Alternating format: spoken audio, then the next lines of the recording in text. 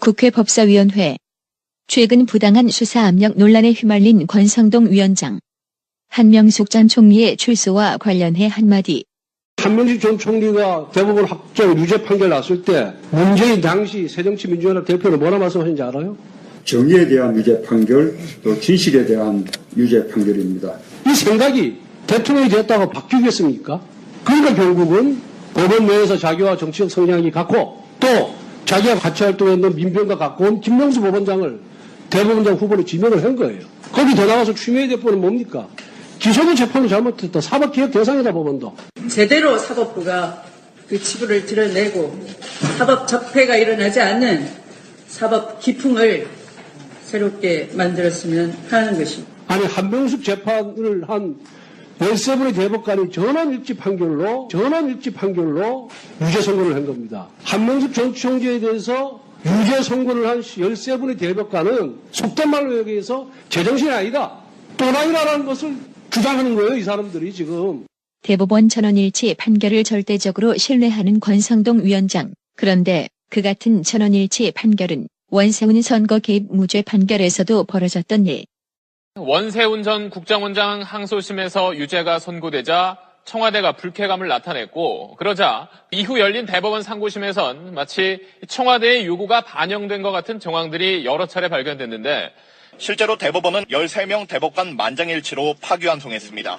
양승태 대법원장이 재임할 당시 이재용 삼성전자 부회장의 2심 재판장은 한명숙 전 총리의 2심 재판장이었고 한 전 총리에게 유죄를 판결한 정형식 판사에게 배당되는데 재판장은 연수원 17기의 정형식 부장이고요.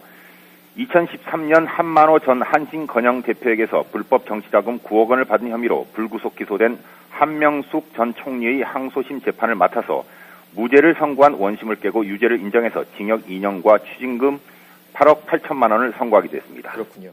이정열 전 창원지법 부장판사는 한명숙 전 총리 2심 판결, 즉 정형식 판사의 판결이 잘못됐다고 주장한 대표적 인물. SBS 러브 FM에 나와서 유죄라는데 합리적인 의심이 들지 않을 정도로 증명이 된 경우 이때 유죄 판결을 하라는 겁니다. 합리적 의심이 들지 않는다 이런 걸 쓴 게 아니고 상식적이다 이런 표현을 써버렸어요. 이건 명백하게 형사소송법 위반이고 대법원 판례를 위반한 겁니다. 돈 줬던 한만호 씨가 1심에서 자기는 그런 사실 없고 검찰의 회유와 협박에 의해서 거짓으로 얘기했다라고 했습니다. 그렇게 해서 1심에서 무죄가 났어요.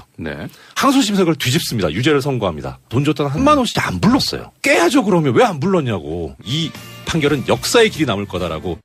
2심이 그러한데 3심에 가서도 양승태 대법원장의 대법원은 전원일치 판결로 한명숙 전 총리에게 유죄 판결. 한만원부터 1억 원 수표를 받은 한명숙이 한에게 건네주었다고 보는 것이 오히려 경험칙에 부합할 것입니다. 한명숙 전 총리 당시 상복을 입고 감옥에 들어가는데 사법정의가 이 땅에서 죽었기 때문에 그 장례식에 가기 위해서 상복을 입었습니다.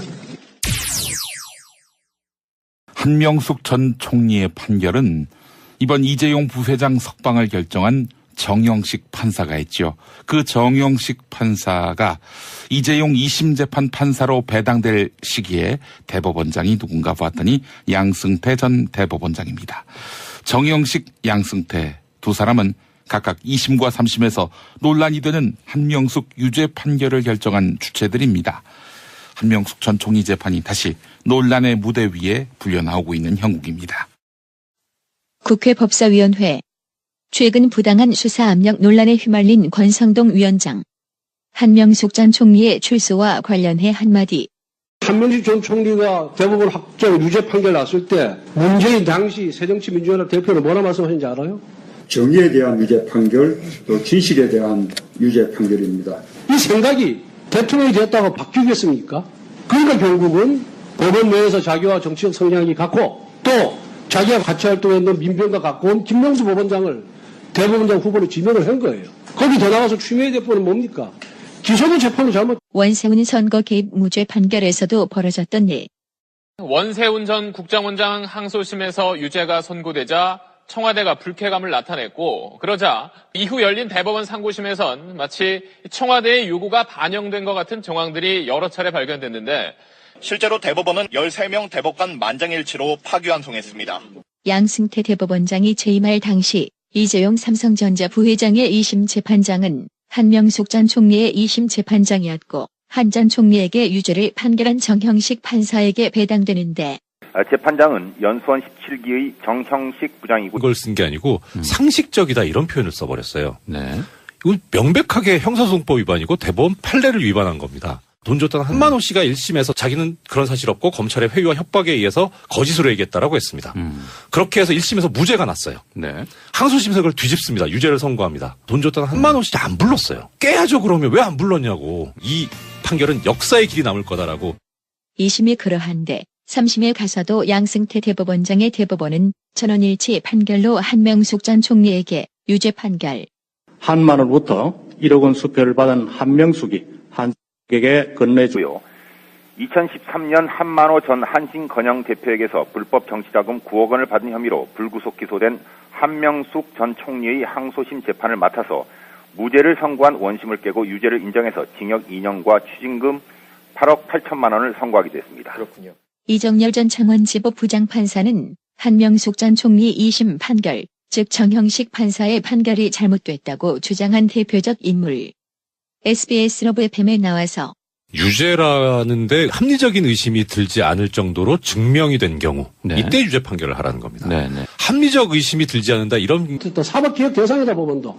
제대로 사법부가 그 치부를 드러내고 사법 적폐가 일어나지 않는 사법 기풍을 새롭게 만들었으면 하는 것입니다. 아니 한명숙 재판을 한 13분의 대법관이 전원일치 판결로 유죄 선고를 한 겁니다. 한명숙 전 총재에 대해서 유죄 선고를 한 13분의 대법관은 속된 말로 여기에서 제정신이 아니다.